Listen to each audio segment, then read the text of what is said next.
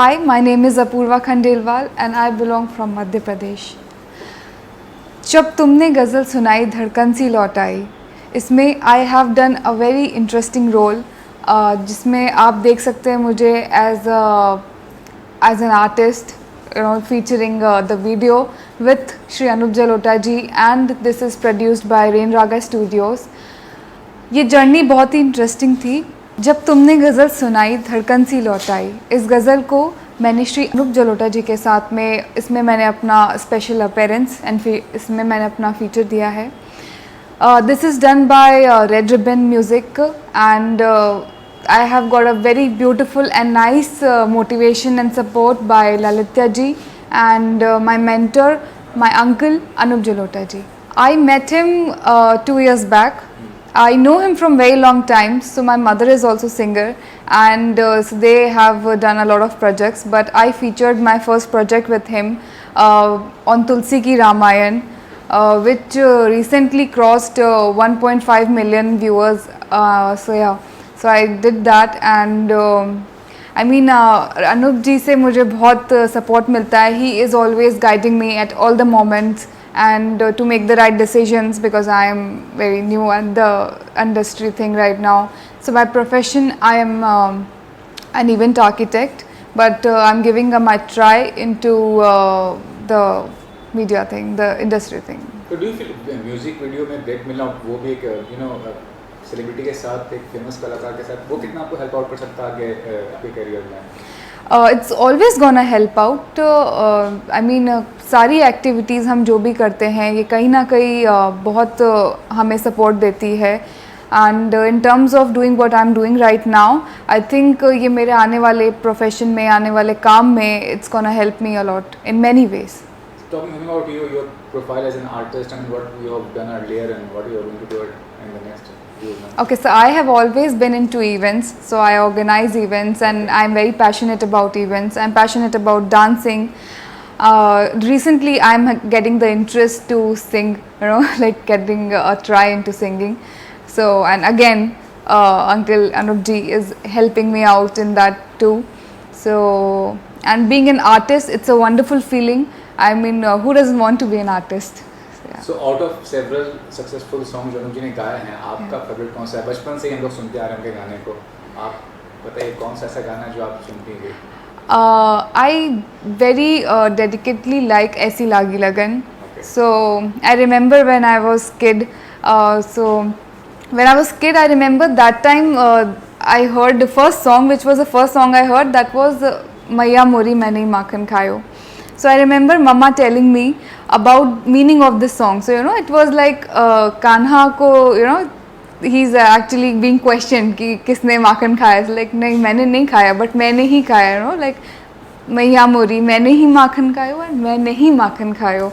So that got me interest to listen more bhajans and so I started listening a lot of bhajans. So I think he's the first person जिन्होंने मतलब मैंने जिनके भजनों में interest लिया since like my childhood. So I've hearing his songs since my childhood. So that is one of my very favorite song. ऐसी लागी लगन is one of my very very favorite bhajan and I love that song. देखिए, गज़ल में जो सबसे बड़ा contribution होता है वो गज़ल लिखने वाले का होता है, क्योंकि गज़ल अगर अच्छी लिखी हुई है तो सुनने का मज़ा आता है, और अगर गज़ल की जगह टाइम्स ऑफ इंडिया गाया जाए तो मज़ा नहीं आएगा. इसलिए the best contribution, biggest contribution जो होता है वो लिरिक राइटर का होता है, और उसके लिए हम कमलेश सोनावाला जी को धन्यवाद देना चाहते हैं. उन्होंने बहुत अच्छा लिखा है कि जब तुमने गज़ल सुनाई धड़कन सी लौट आई, हम भी चौंक उठे कि ये आवाज़ कहाँ से आई, रुकने से पहले सांसें पूरी गज़ल सुनाई. कमाल क्या है, कमाल का लिखा है कमलेश जी ने. तो जब हमने ये लिरिक्स पढ़ी, उन्होंने मुझे भेजी थी, मैंने उसको रिकॉर्ड किया, अच्छी धुन बनी, और उसके बाद मैंने ललित को सुनाई कि देखो ललित इतना बढ़िया गाना बना है, तो अब इसका कुछ वीडियो किया जाए. अब वीडियो के लिए कोई ऐसा मिले कि वीडियो को और खूबसूरत बना दे. ऐसे तो गज़ल ही खूबसूरत है. तो एक खूबसूरत चेहरा नज़र आया, मेरे ध्यान में आया कि क्यों ना अपूर्वा से करवाया जाए। इसके पहले अपूर्वा ने भजन में हमारे कुछ किया था और वो लोगों को बहुत पसंद आया था, लेकिन मैंने कहा गज़ल में अब ज़रा अलग ढंग से किया जाए, और इस गज़ल में भी उसने कमाल कर दिया, इतना अच्छा किया। ललित ने इतना सपोर्ट किया, क्योंकि जो रेड रिबन म्यूज़िक कंपनी है ये आर्टिस्ट को चमका देती है, आर्टिस्ट को समझ के कि उसको किस तरह प्रमोट करना है चमका देती है। उसके इतने अच्छे अच्छे शॉट्स लिए, बल्कि मैं तो बाद में ललित से आगे लड़ा कि मुझे तो कम दिखाया आपने, अपूर्वा को ज़्यादा दिखा दिया, ऐसा मत किया करो भाई, सिंगर की थोड़ी सी तो जगह रखा करो। लेकिन अब इनको वो ज़्यादा अच्छा लगा, अपूर्वा का पार्ट ज़्यादा पसंद आया, इन्होंने खूब उसका लगाया उसमें। और मुझे भी बाद में जब टोटल देखा तो मैंने कहा ठीक है, आपका जो सोचना समझना अच्छा है, क्योंकि म्यूज़िक कंपनी तो ये सोच के बनाती है ना कि इसको बेचना है, ये हज़ारों लाखों लोग देखें, करोड़ों लोग देखें, तो मुझे साइड में कर दिया और अपूर्वा को सामने कर दिया। खैर प्रोजेक्ट अच्छा बनना चाहिए, तो उसके लिए हम बहुत सेटिस्फाइड हैं। अनुज जी, ये भी जानना चाहूँगा कि आपका जो इमेज है, लोग जानते हैं कि आप भक्ति गाने गाते हैं, जब कोई रोमांटिक किस्म का इस तरह भजन आता है तो कितना ज़्यादा मुश्किल या आसान होता है आपके लिए रियल लाइफ में उसको अडेप्ट करना? देखिए, कृष्ण भगवान जो हैं वो भगवत गीता का ज्ञान भी दे रहे हैं और साथ साथ में रास लीला भी खेल रहे हैं, रोमांटिक भी हैं। तो जब मैं गज़ल गाता हूँ तो मैं कृष्ण भगवान का वो पहलू सोच लेता हूँ, और जब भजन गा रहा हूँ तो कृष्ण भगवान का दूसरा पहलू सोच लेता हूँ और उसमें इन्वॉल्व हो जाता हूँ। तो एक व्यक्ति अपने जीवन में अपने को अलग अलग तरीके से पेश कर सकता है। जैसे मेरी गज़लें भी लोग पसंद करते हैं, मेरे भजन भी पसंद करते हैं, भगवान कृष्ण की भगवत गीता भी सुनते हैं और साथ साथ उनकी रासलीला भी देखते हैं। लेकिन इतना वेरिएशन गज़ल गायकी से लेकर भजन गायकी, मतलब आज के दौर में जो भी सिंगर्स देख रहे हैं, आपको लगता है इस तरह का वेरिएशन करने में सक्षम है कि वो किसी भी तरह गाना गा सकते हैं? अगर आज की बात करें, आज की जनरेशन की बात करें तो एक चीज़ समझने वाली है म्यूज़िक में कि अगर आप वर्सेटाइल आर्टिस्ट बनना चाहते हैं तो आप पहले अपने को अच्छा मटेरियल बनाइए, कि आप ऐसे मटेरियल बन जाइए कि आप भजन गाएं तो भी अच्छा लगे, गज़ल गाएं तो भी अच्छा लगे। वो कैसे बनेगा अच्छा मटेरियल? वो तब बनेगा जब आप क्लासिकल म्यूज़िक सीखेंगे, जब रियाज करेंगे, थोड़ी विद्या प्राप्त करेंगे, तो वो आपकी कुछ भी आप गाएंगे उसमें झलकेगी और सब कुछ अच्छा लगेगा, फोक भी अच्छा लगेगा, कव्वाली अच्छी लगेगी। यही वजह है कि जगजीत सिंह साहब को अगर आप सुनिए, उनके भजन भी बहुत अच्छे लगते हैं। हे राम कितना अच्छा गाया, और जब गज़लें गाते तो अच्छे लगते हैं, क्योंकि उन्होंने अपने को एक अच्छा मटेरियल बनाया। तो हमने कोशिश की है कि अपने को अच्छा मटेरियल बनाएं, तो हम कुछ भी गाएंगे वो मटेरियल काम करता है।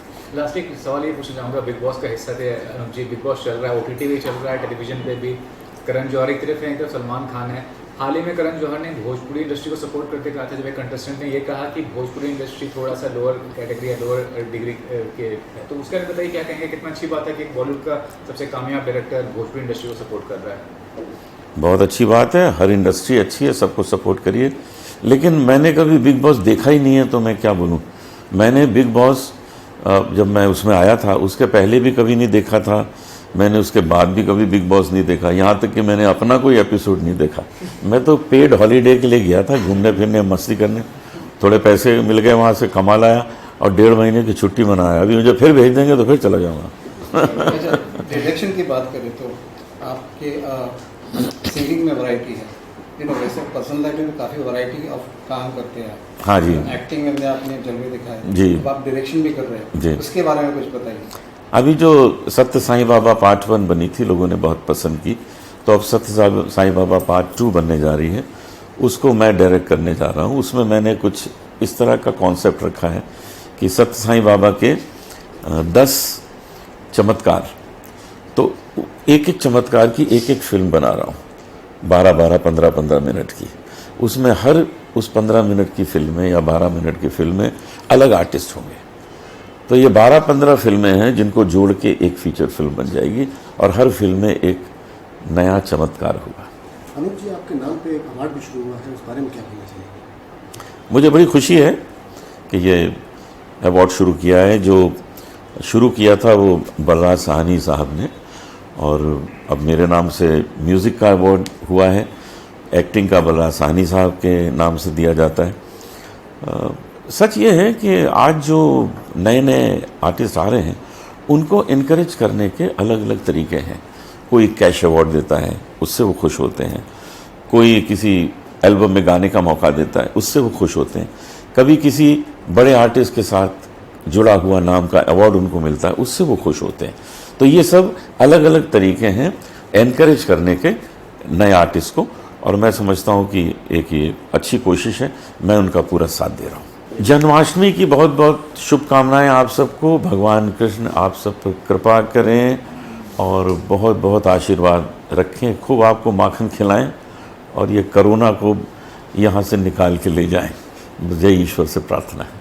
हेलो, मैं हूँ Lalitya Munsha, chairman of Red Ribbon music label and Rain Raga recording studios. और आज मुझे बहुत खुशी है कि यहाँ पे एक बहुत सुंदर गज़ल का लॉन्च होने जा रहा है, जब तुमने गज़ल सुनाई बाय श्री अनूप जलोटा जी। बहुत खुशी है, खुशी समाई नहीं जा रही है, क्योंकि इतना सुंदर ये गाना है, इतना सुंदर कॉम्पोजिशन है।